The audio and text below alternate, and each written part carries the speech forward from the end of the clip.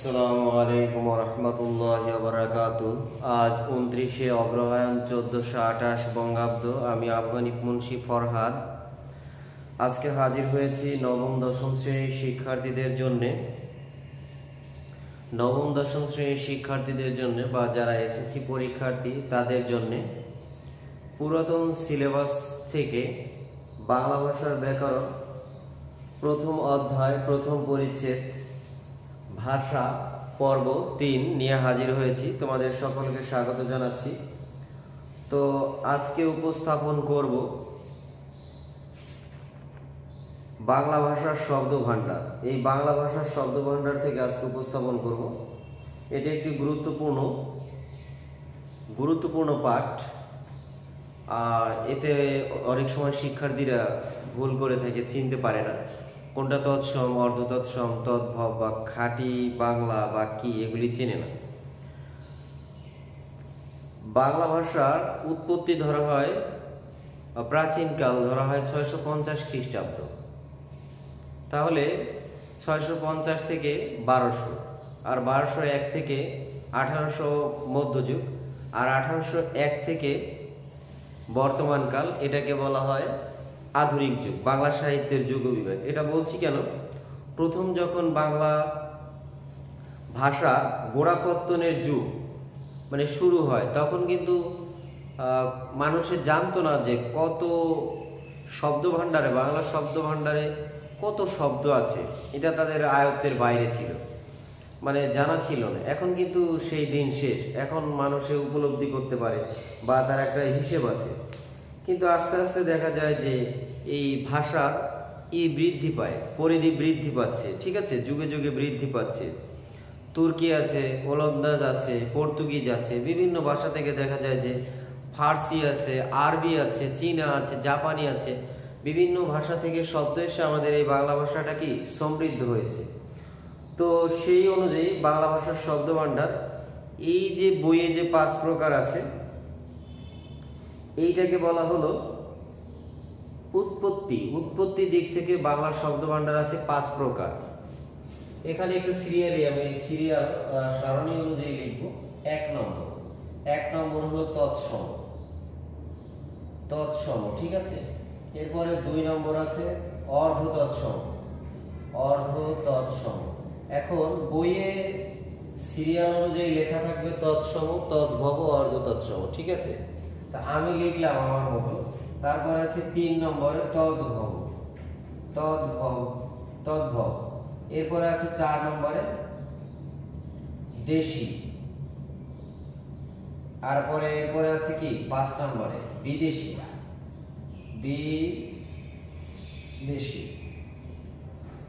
এখন বিদেশি ভাষাটা অনেক জটিল, অনেক ভাষার শব্দ আছে। এইটা নিয়ে আলাদা অনেক কটা ক্লাস হবে ইনশাল্লাহ। তো এখানে তৎসম শব্দ নিয়ে আলোচনা করি। তৎসম শব্দটা কি আসলে? এটা ছোটবেলা থেকে এভাবেই শিখে আসলাম আর শিখালাম ছাত্রদের। তৎ মানে হলো তার, আর এই সম অর্থ হলো সমান, তার সমান। তাহলে কার সমান? সংস্কৃতের সমান। এই হলো সংস্কৃত। এর আগে আর একটা ক্লাসে আমি বলেছিলাম যে লাউ আর কদুজা, সংস্কৃত আর তৎসমতা একই জিনিস, শুধু আমরা ভিন্ন নাম দিয়ে থাকি আর কি। এই তো তৎসম শব্দ আমরা চিনব কিভাবে? অনেকে বলে থাকে শক্ত একটা শব্দ হলো, ঠিক আছে, শক্ত একটা শব্দ হলে সেটা কি তৎসম।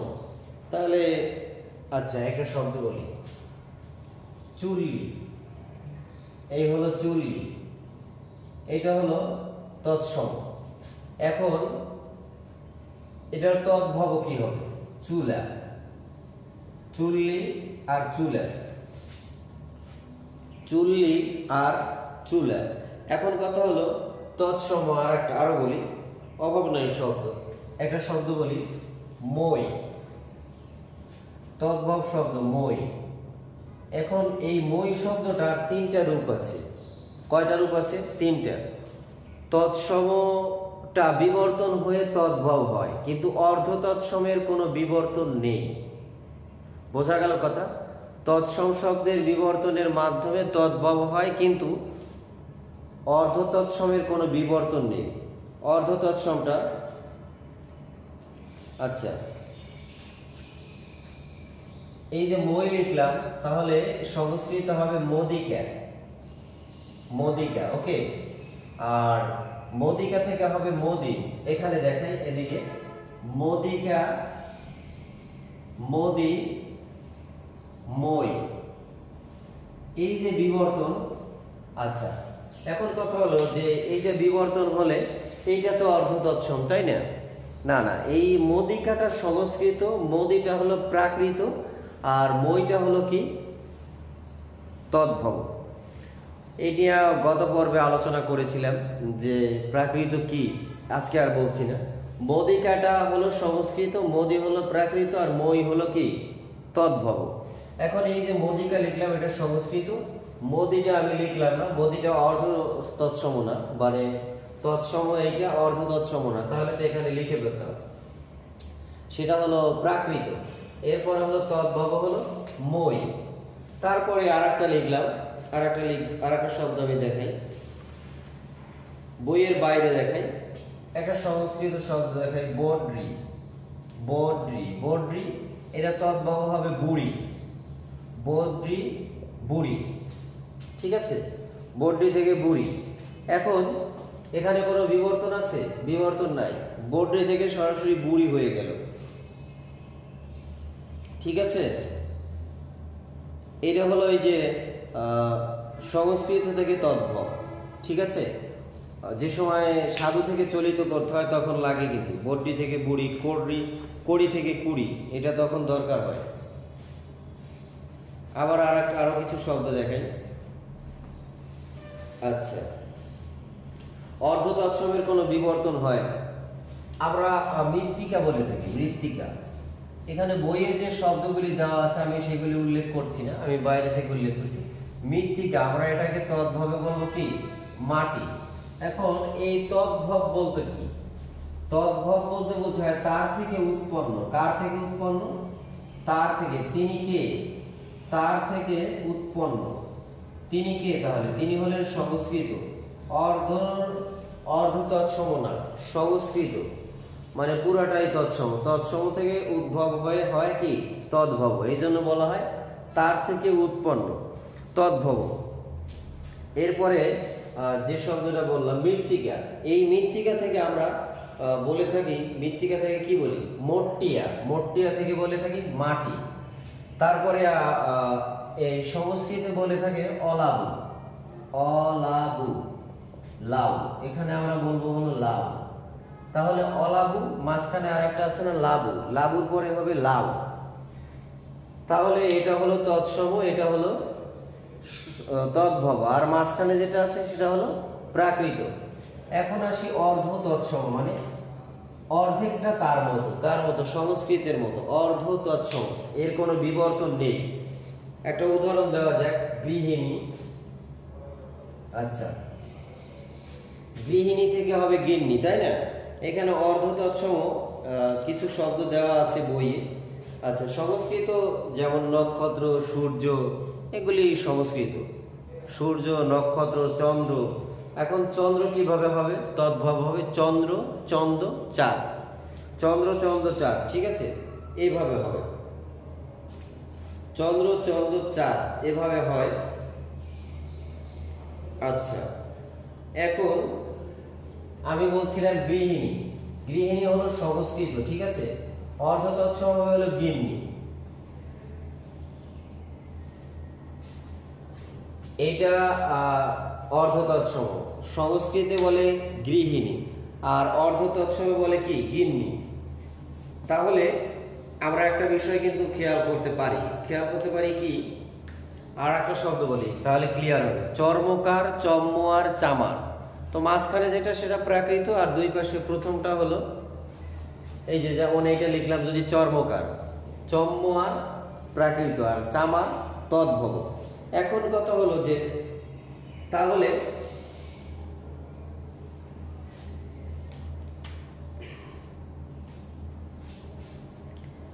শ্রাদ্ধ, একটা শব্দ দিলাম শ্রাদ্ধ, এই তো শ্রাদ্ধ, আমরা বলি শ্রাদ্ধ, ঠিক আছে, শ্রাদ্ধ। তাহলে শ্রাদ্ধটা কি? এইটা সংস্কৃত ছিল শ্রাদ্ধ, শ্রাদ্ধ থেকে সংস্কৃত থেকে যেটা সরাসরি তদ্ভব হয়ে শব্দ আসে, এটা হলো অর্ধ তৎসম শ্রাদ্ধ। তাহলে তদ্ভব তো নাই, সংস্কৃত থেকে আসছে, হয়েছে কি অর্ধ, সংস্কৃত থেকে তৎসম থেকে অর্ধ তৎসম হয়েছে, কিন্তু এটার কোনো আর তদ্ভবের রূপ পাচ্ছি না। তাহলে শ্রাদ্ধ। আরো আছে এভাবে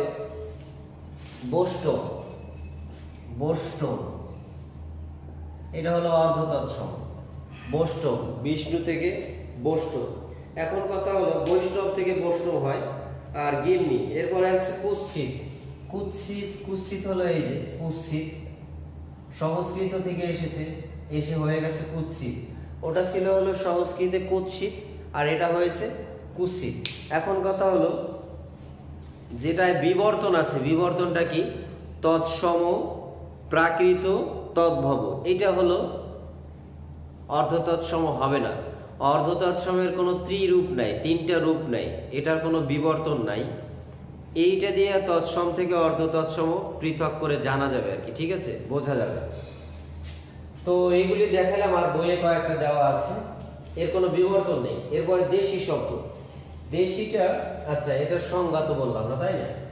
তৎসম একটা ভাষা। আমরা অনেক সময় যেমন আমাকে শিক্ষার্থীরা বলে থাকে যে স্যার বাংলা সংস্কৃতটা কি, তাই বুঝলাম না। সংস্কৃতটা হলো যে এটা একটা ভাষা, অনেক আগের। এই আমাদের বাংলা ভাষার যখন মোটামুটি ইতিহাস নাই, উৎপত্তি হয় নাই, তখন কিন্তু এই সংস্কৃত ছিল। একটা মানে সময় বলে দিই, বিদ্যাসাগর মহাশয়ের আমলে বা তার আগে এই সময়টা সংস্কৃতের খুবই জোরতোর ছিল।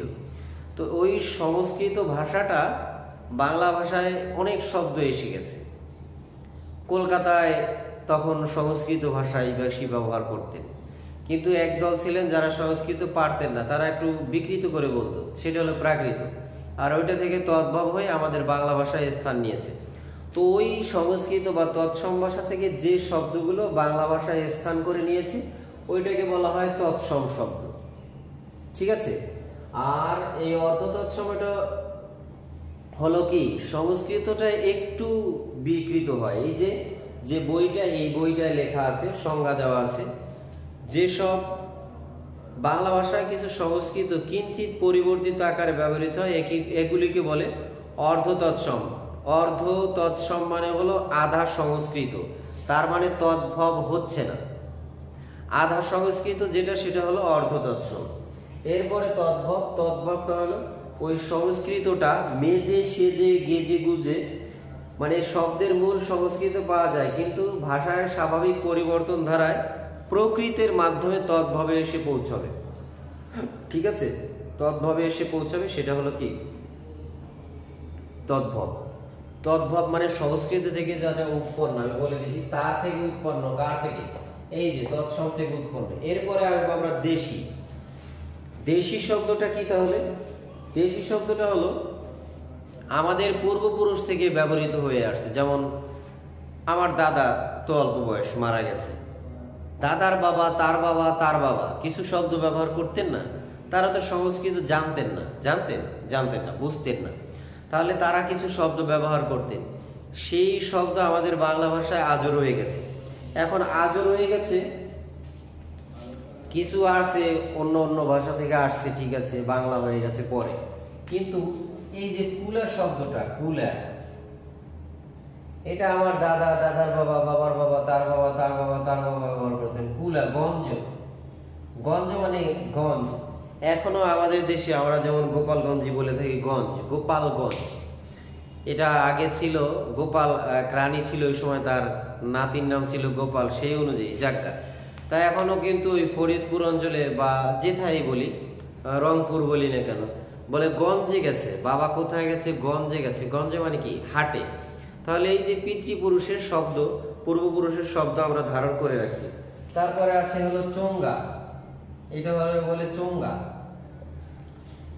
আর একটা বলে আমরা চঙ্গু, চঙ্গু মানে মই, আঞ্চলিক ভাষা বলি চঙ্গু, আর এটা হলো চোঙ্গা। চোঙ্গাটা হলো কি, আমরা আবার আর একটা বলি চুঙ্গা। ছোটবেলায় ওই নাড়ার ভেতরে আগুন জ্বালানোর জন্য ব্যবহার করতাম, বাঁশের তৈরি, আবার লোহার তৈরি। তো লোহা তো আমরা পেতাম না ছোটবেলায়, বাঁশ দিয়ে জ্বালাইতাম ফু দিয়ে, ওইটাকে বলে চুঙ্গা, আর এটা হলো চোঙ্গা। এরপরে আরো আছে টুকুর, টয়কার পর টুকুর। এই যে শব্দগুলি বলছি, এই শব্দগুলি দেশি পূর্বপুরুষের শব্দ। এরপরে আছে ডাব, ডাগর, ঢেকি, ঢেকি, ডাব, ডাগর, ঢেকি। এই যে শব্দগুলি ব্যবহৃত হচ্ছে, এগুলি হলো আমাদের পূর্বপুরুষ থেকে আসছে। তারপরে কিছু কিছু শব্দ আছে এই কোল ভাষা থেকে আসছে, মুন্ডারি ভাষা থেকে আসছে, কুড়ি থেকে যেমন 20 হয়ে গেছে, এভাবে। তো এরপরে হলো বিদেশি ভাষা। বিদেশি ভাষাটা অনেক অনেক সমৃদ্ধ, মানে অনেক ভাষা থেকে আসছে। তো যেমন আরবি ভাষা, ফার্সি ভাষা, চীন ভাষা, জাপানি ভাষা, ওলন্দাজ ভাষা ও পর্তুগিজ ভাষা, চীনা ভাষা, তারপরে আছে আছে কত ভাষা, এগুলি আমাদের আলাদা করে জানতে হবে। তবে বিদেশি ভাষা নিয়ে দুটো কথা বলা যায়। বিদেশি ভাষাকে বলা হয় কৃতঋণ শব্দ, কৃতঋণ শব্দ। আর ইংরেজিতে আমরা এটাকে বলি loan word, loan, LON, loan word, WORD word, loan word বা কৃতঋণ শব্দ। এই কৃতঋণ শব্দটা মানে অন্য ভাষা থেকে যেই শব্দগুলো আমাদের ভাষায় ব্যবহৃত হচ্ছে সেটাকে আমরা বলি বিদেশি ভাষা। এটা সংস্কৃতিগত দিকভাবে আসছে, তারপরে ধর্মীয় দিক থেকে আসছে। বিশেষ করে আমাদের বিদ্রোহী কবি কাজী নজরুল ইসলাম এই বিদেশি ভাষার শব্দ ব্যবহারে খুব পারদর্শী ছিলেন, খুব খুব পারদর্শী ছিলেন। তার কবিতা পড়লে, গল্প পড়লে, উপন্যাস পড়লে আমরা টের পাই যে গান গাইলেও সেখানে তো কোনো কথাই নেই, ফার্সি শব্দের বহুত ছড়াছড়ি। এই জন্য কাজী নজরুলকে বলা হয় বাংলা গজলের সূচনাকারী। তার গজলকে একত্রে বলা হয় নজরুলিয়া। তিনি বাংলা ভাষায় প্রথম গজল মানে চালু করছেন, এর আগে বাংলা ভাষায় গজল ছিল না।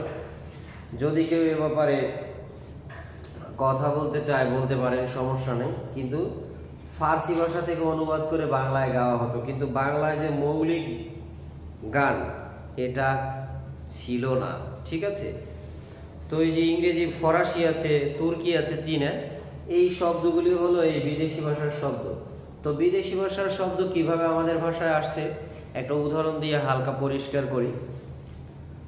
যেমন আমাদের দেশে ধর্ম প্রচার করতে আসছে যারা, তারা ধর্ম সংক্রান্ত শব্দ ব্যবহার করছে। ইউরোপীয়রা আসছে বাণিজ্য করতে, বাণিজ্য করতে এসে তারা এখানে বসবাস করছে না, ধর্ম যারা প্রচার করতে আসছে তারা বসবাস করছে।